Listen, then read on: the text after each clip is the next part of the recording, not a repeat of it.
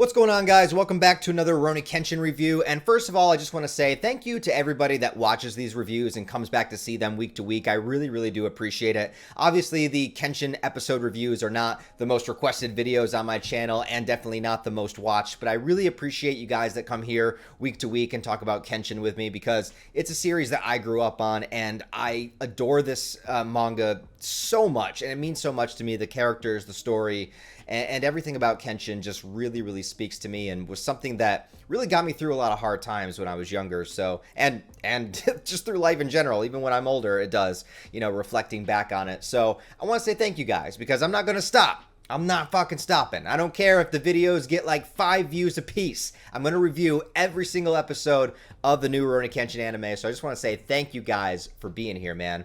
If you are following along in the manga, this adapts chapters 20, 21, and 22, which actually takes you up to the end of volume 3. It's crazy that 3 volumes are complete already, but the story is moving along at the pace that it should, and there's a lot of differences here from the 90s version. When I bring up the 90s version, I'm not trying to compare in terms of quality. I just find it very interesting comparing and contrasting the differences. So some of the main differences from the 90s series is when they go to Kanryu's estate, Kaoru goes with them in the 90s version, where she does not in this version, and she doesn't in the manga.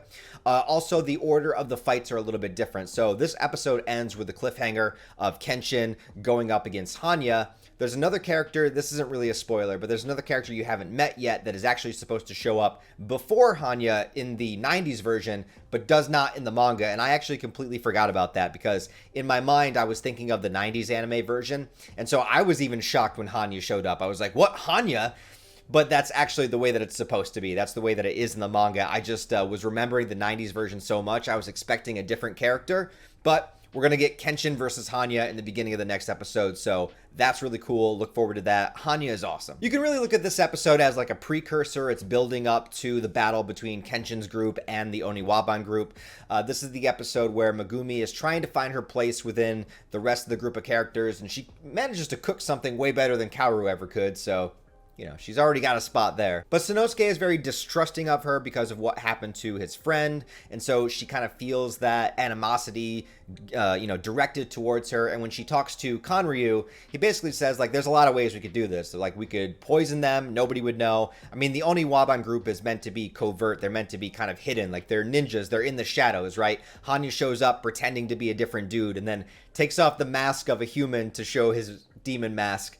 I don't know, anime logic, but I love it. So they could poison them, they could start a fire. It's like, look, there's a lot of things we could do here. But the reason that Kanryu is going down with these methods in order to kind of draw Megumi back to him is pretty much because he knows who Kenshin is. So obviously with their reconnaissance, they're able to find out that Kenshin was Batosai, the manslayer back in the day, which is a guy that you don't want to fuck with, a guy that you don't want to make your enemy. At least if you're a guy like Kanryu, who kind of hides behind his wealth and money, doesn't have any physical prowess himself, is not brave in any sense of the word, and doesn't have a warrior's code or a warrior's honor. Like, he's literally just looking to get as wealthy as he possibly can, and he doesn't really give a shit about honor and dignity and duty and what's right and what's wrong. It's just whatever gets him the most amount of money is what he does. So he's looking at Kenshin and being like, look, I don't want to fuck with that guy, but we're going to find ways to get her back regardless because she's extremely profitable to us. However, even though Kanryu has hired the Oniwaban group, they are a little bit different, particularly their leader, Aoshi. And I think that this episode gives you the most insight into Aoshi that you've gotten so far, because in the last 2 episodes, you know, he's only been kind of shown as, okay, he's their leader, he's pretty strong, but what does he do? What does he think? What does he feel? Like, what is this character? And in this episode, you really get a sense of who this guy is, because even though he was hired by Kanryu, he has this integrity and this reputation of himself and the Oniwaban group that he wants to keep pure, and he doesn't let anybody else insult them. He doesn't let anybody else talk about them. The moment Kanryu says something negative about the Oniwaban, he grabs him, he threatens him. He's like, look, nobody talks shit about my group. This is my group. You're not fucking with them, all right? It doesn't matter if they're hired. He also talks about how this is sort of what he wanted in the long run, how he was waiting for Kanryu to come in confrontation with somebody powerful for the Oniwaban group to go up against. And more of that will be elaborated on in future episodes. I don't really want to spoil his entire motivation, but he's looking at this as the potential to take down this legendary manslayer, this guy that brought about this new Meiji era in Japan, like for the Oniwaban to face Batosai the Manslayer and win. It's very, very important to him. Again, I don't want to get deeply into the reasons why until it's talked about in the episodes themselves, but this is what he's kind of been waiting for. And so he's like, all right, let him in. So at this point in the story, you know, when you're looking at Aoshi, do you consider him a villain or, you know, he's an antagonist for sure, but because you don't really know all of his motivations yet, it's very ambiguous. And Aoshi's a complicated guy. So, you know, even when he takes Megumi to like the holding location, the holding room, he gives her back her weapon because she smuggled that in to attack Kanryu, which I think is brilliant, by the way, like her kind of taking agency herself and trying to do it. Just Aoshi's just too skilled and too fast for her to get the job done. But Aoshi puts her in the room, gives her her knife back, and basically says, you know, with confidence that Kenshin's not going to get up here. So your only, you know, future, if you choose to have one, is torture by Kanryu. Like, you're going to have to do this. You're going to have to be tortured by him. You're going to have to make the drugs probably. So you don't have a good future. But if you want to take yourself out, here you go. So he's being considerate.